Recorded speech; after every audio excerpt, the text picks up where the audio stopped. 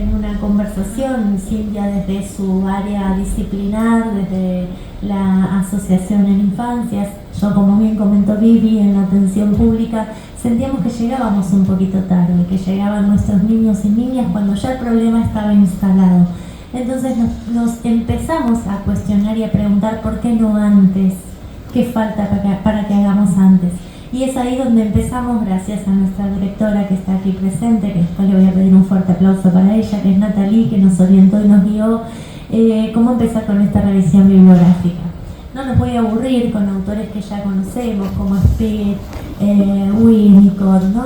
Todo lo que a nosotros nos fueron dando esta apertura de cómo este niño, esta niña, este lactante, este bebé va construyendo su psiquismo, va construyendo su personalidad, va construyendo, porque no hay un cerebro que se llena en el vacío, sino que aprendemos desde antes de nacer y como bien lo decimos y lo decimos siempre, las y los psicopedagogos, aprendemos hasta que fallecemos, ¿no? Hasta que damos nuestros últimos suspiros.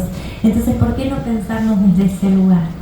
¿Y por qué desde el marco contextual?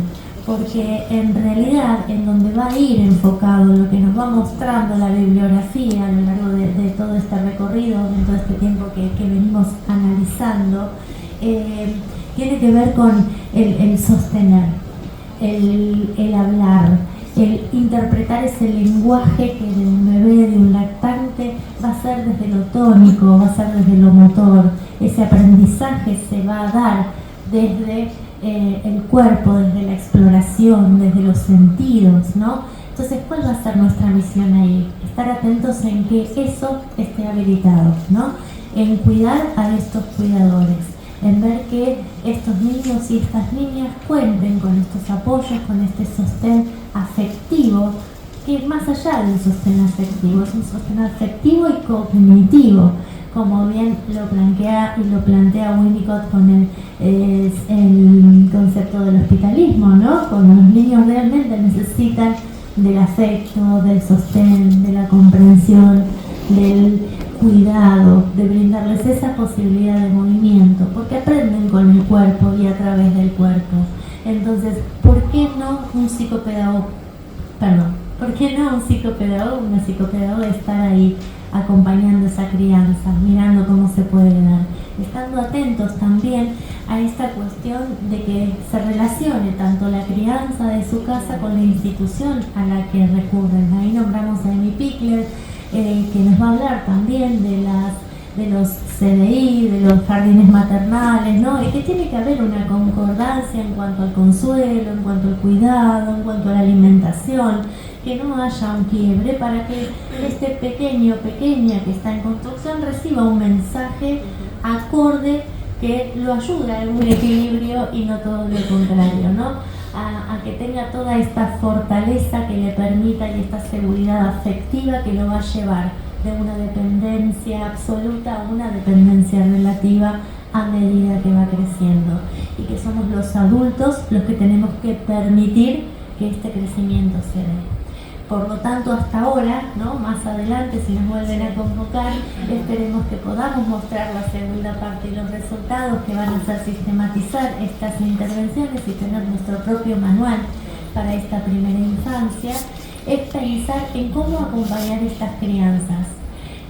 No nacemos ni se puede analizar a un niño o una niña solo lejos de su contexto, en mediciones, en cuestiones del desarrollo, si se sentó, no se sentó, si se paró, si no se paró, si caminó al año, si habló o no, como qué contexto tuvo para que esto se dé.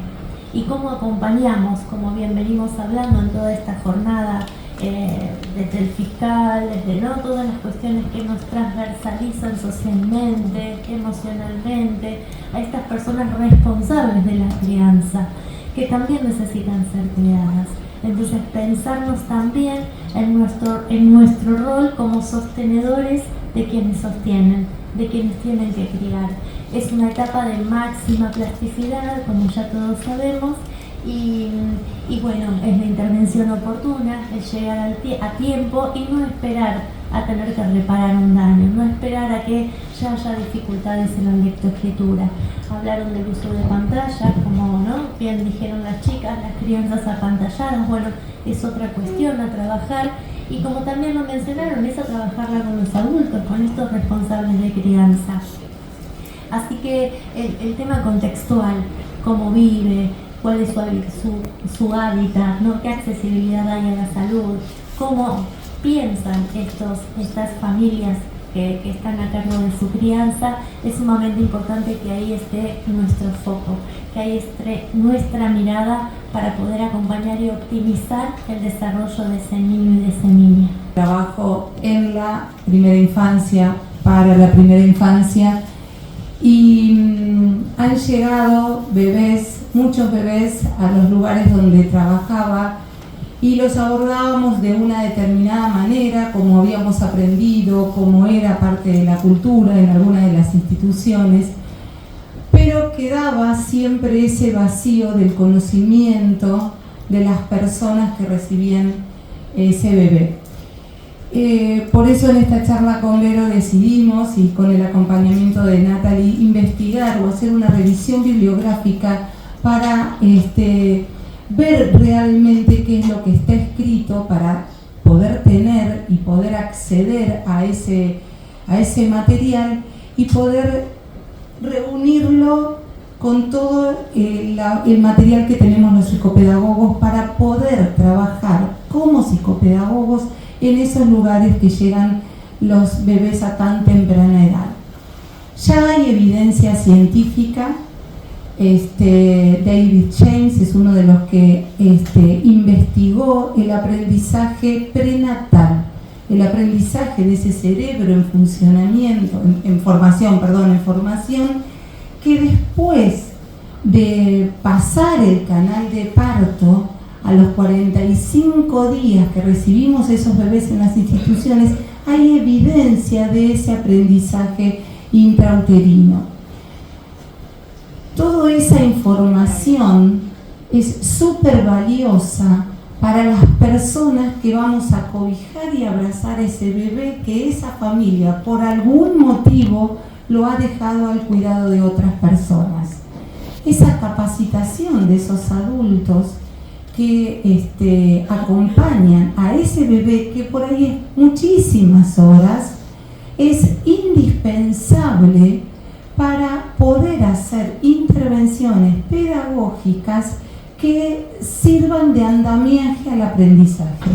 Yo no quiero hacer una clase de neuroanatomía, pero sí es importante saber, porque cuando aparecen en nuestras consultas o en nuestras instituciones bebé con alguna señal de alarma, nosotros tenemos que tener bien presente que esa señal de alarma tiene un correlato en la actividad neuronal. Muchas veces solamente miramos a ese bebé desde la parte de afuera, desde, como bien dijo Vero, que es indispensable conocer en qué cultura creció, en qué cultura nació, cómo es su familia, cómo está conformada, dónde vive, si tiene las necesidades básicas satisfechas. Eso también lo tenemos que saber. Pero por otro lado tenemos que tener muy claro, presente y estar capacitados si esas señales de alarma, el correlato que tienen en las bases biológicas y en las bases psicofisiológicas. No podemos dejar de tener en cuenta y de conocer cómo funciona ese cerebro que está en formación, que es totalmente inmaduro, para poder actuar. ¿Y cómo podemos actuar? Más que cómo podemos actuar, cómo debemos actuar. Y esto lo dicen los autores que estuvimos revisando, no voy a nombrar a todos, pero bueno, Daene dice que en la corteza cerebral, estos tres protagonistas del desarrollo temprano son los protagonistas justamente de ese momento de crecimiento del bebé. El lóbulo frontal, como director de orquesta, lo voy a nombrar porque todos sabemos de qué estamos hablando, el lóbulo parietal y el lóbulo temporal, totalmente inmaduros. ¿Por qué es importante conocerlos? No solamente para actuar sobre esas señales de alarma, sino para prevenir, para ese paso tan anticipado que es necesario para poder evitar muchas de las cosas que tan bien estuvieron hablando durante el día de hoy. Sí. Integralmente, ese bebé en crecimiento, ese cerebro en crecimiento, es indispensable conocer toda la percepción sensorial. Y acá en este aspecto me quiero detener un poquitito, pero solamente para poder ejemplificar algunas de las situaciones que a veces vemos en la diaria en las salas de los maternales.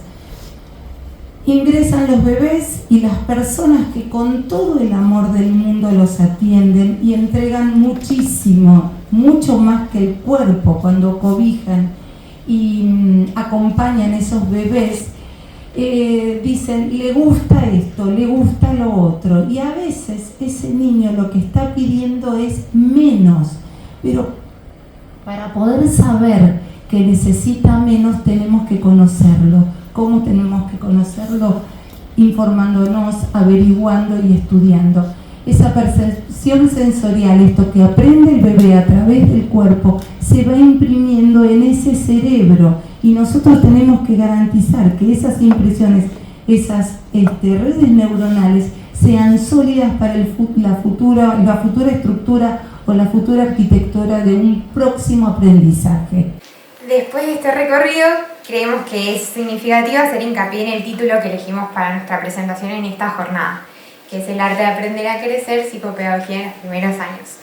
Hablar de arte no es casual, porque acompañar los primeros años implica aprender a mirar aquello que todavía está comenzando a expresarse. Una mirada, un gesto, un juego, una palabra, una forma de vincularse, una pregunta.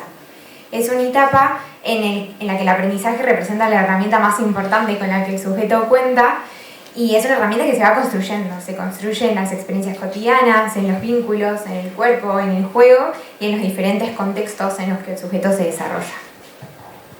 Y bueno, es acá justamente donde encontramos este desafío para la psicopedagogía. Porque si pensamos en los primeros años, no podemos quedarnos solamente con la pregunta por cómo se desarrolla o cómo aprende un niño, sino que también necesitamos preguntarnos qué condiciones favorecen este aprendizaje, quiénes acompañan estos procesos y qué lugar podemos ocupar como profesionales. Las perspectivas que hoy compartimos, hoy nos permiten justamente ampliar esa mirada, reconocer los procesos de desarrollo y aprendizaje, desde los aportes de las neurociencias, pero también comprender que esos procesos siempre ocurren en relación con otros, dentro de determinados vínculos, instituciones, comunidades y contextos.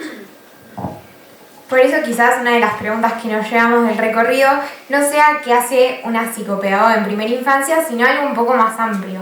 ¿Qué significa acompañar el aprendizaje cuando el aprender y el crecer, el desarrollarse, todavía están tan profundamente entrelazados? Tal vez acá es donde encontramos esta parte de la especificidad de nuestra profesión, en poder mirar al niño o a la niña desde su singularidad, pero sin perder de vista todo aquello que lo rodea, reconocer sus posibilidades, sus tiempos, sus formas de aprender y construir junto a otros las condiciones para que esas posibilidades puedan desplegarse. ¿Y desde qué lugar lo entendemos? La psicopedagogía como una disciplina que tiene mucho para aportar, pero también mucho para seguir preguntándonos. Bueno, para terminar, queremos agradecer a quienes nos acompañan, a UPSIGEP y a la Universidad FASTA por la organización de la jornada, también a la Universidad Atlántida por darnos el espacio para participar en esta investigación, y en especial a Verónica, a Cintia y a Natalie, quienes nos brindaron la oportunidad y el espacio de participar y también nos acercan y nos acompañan a experiencias como estas que son tan significativas para nosotras.